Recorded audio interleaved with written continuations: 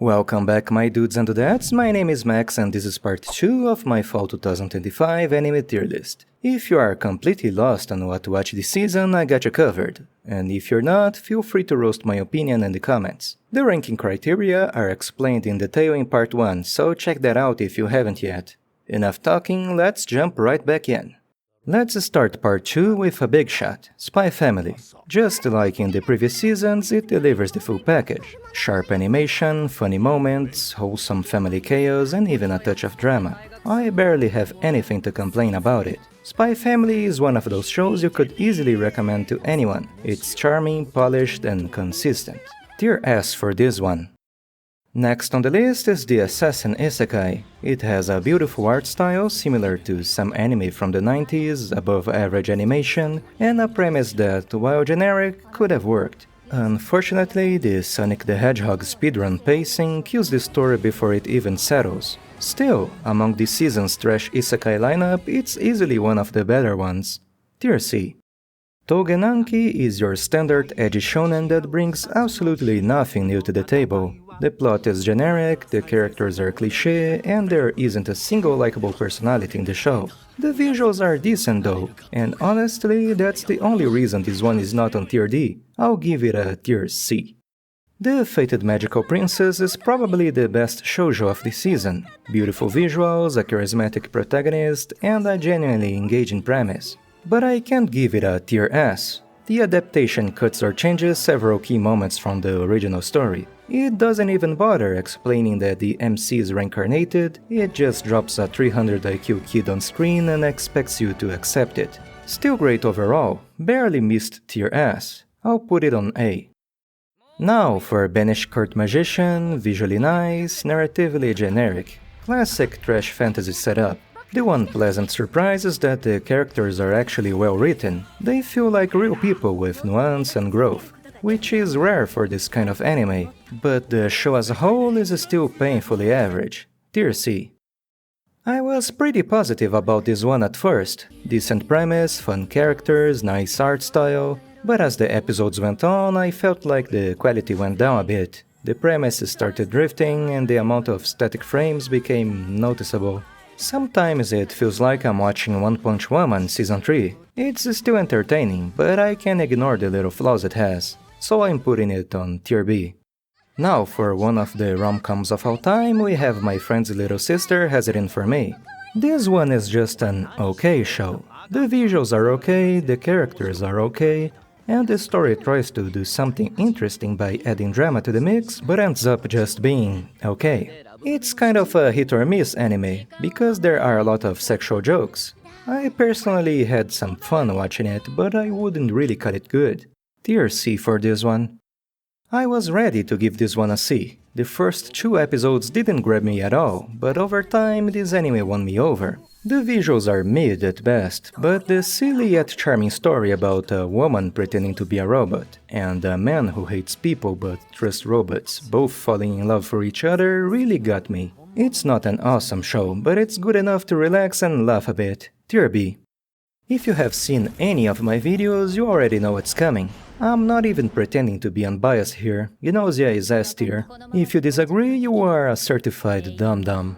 Okay, seriously now. Visually, it's clearly above average. Great designs, fluid animation, and even the CGI was well used. But here's the thing. This anime takes a long time to explain what it actually is. The early episodes are slow and it kind of baits you into thinking the story is just about finding the impostor on the ship, which it really isn't. But trust me, this story only gets better.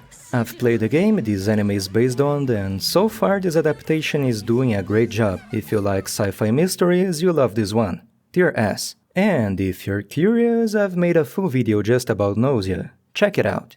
It's a bit hard to comment on this one since it's a collection of short stories. Some are funny, some are sweet, and others are just straight up uncomfortable to watch, but almost all of them leave an impact. It's basically a Russian roulette of emotions. You might feel cozy, disturbed, or like you just took a punch to the gut. What ties everything together are the strong visuals and Fujimoto's signature edginess. Not flawless, but memorable enough to land in tier A. At first glance, this looks like just another cheap rom-com, but the premise is actually kind of clever. The MC gets isekai'd into a story she wrote as a teenager and now has to deal with all the crap she created herself. The visuals and plot are pretty basic, but because the show doesn't take itself seriously, it ends up being way funnier than I expected. Overall, this show is fun. Tier B. This Monster Wants to Eat Me has an interesting dramatic plot, and aside from the director's weird obsession with this one visual effect, the visuals are solid. That said, I'll be honest, if this were purely personal, I'd rank it lower. The pacing is slow, not much happens, and most of the show boils down to the same three girls talking and some internal monologues. Still, the story and presentation carry it to Tier B. If you like slow dramas with heavy themes, go for it. This one is a textbook shoujo. Awkward girl, handsome childhood friend, and a slow path toward confession. I was ready to give this one a C, but I'll give credit where it's due. Even if average visuals and a basic story, the character's writing is solid. The MC isn't a total pushover, showing some attitude. The love interest feels human, and the sidecast adds some nice flavor. Not my kind of show, but a fair Tier B. Chitose in the ramen bottle was a pleasant surprise. At first glance, it looks like a classic harem setup, but it actually twists the formula in a refreshing way. The main character is basically Mr. Perfect, and instead of chasing the girls, he spends most of the time fixing everyone else's problems and emotional baggage. Visually, the anime looks great. The characters are charismatic, and the story doesn't shy away from more mature themes. That said, it's not flawless. There are a few questionable narrative decisions that really bothered me, but no spoilers. Anyway, what's up with the try-hard poetry in this show? Please, speak like normal people. Overall, it's a solid show, Tier A. Dusk Beyond the End of the World starts with an interesting premise, but quickly loses focus. Most of the runtime is filled with joke-like villains, forgettable side characters, and side stories that feel like pure filler. Only in the last few episodes does the anime remember its main plot, and that's when it finally gets interesting. Visually, it looks good, with appealing designs and some solid action. Sadly, a lot of potential is wasted by prioritizing side content instead of properly developing the main characters. With better pacing and direction, this could have been Tier A. As it is, it stays at Tier C. Going forward, we have the rom-com about the expressive boy and unexpressive girl. And honestly, aside from the art style, there isn't much here. There's barely a story, the humor is weak, and the characters are just fine. There are some cute and sweet moments, but it feels too childish for me. If you're into chill, cutesy anime, go for it. Tier C. I'll be honest, I expected a lot from Twisted Wonderland, and somehow that only made the disappointment bigger. Visually it's fine, and that's pretty much where the praise ends. Most of the characters are unlikable, cartoonish, and painfully one-dimensional. The story has no clear direction. It tries to give screen time to everyone, but ends up saying nothing of substance. Half of the anime feels like pure filler. Let's be blunt. This anime was made to please fans of the game and manga. If you're not one of them, don't bother. Tier D.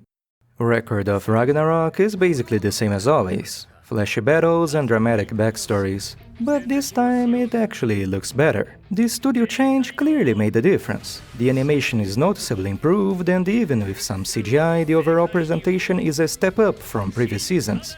The soundtrack still keeps the hype high, and the new characters come with interesting lore. That said, not much has changed beyond that. There is no deep story here. This is pure turn-off-your-brain entertainment. Just sit back and enjoy the shonen style fights. For Season 3, Record of Ragnarok lands at the bottom of Tier A. Like last time, here's another batch of anime I won't be ranking, mostly sequels. Yeah, I've watched everything I commented on, but I'm not binging multiple previous seasons just for this video. I value my sanity. So that's it for the list. If you disagree, feel free to argue in the comments, and if I missed something worth watching, let me know. Bye bye.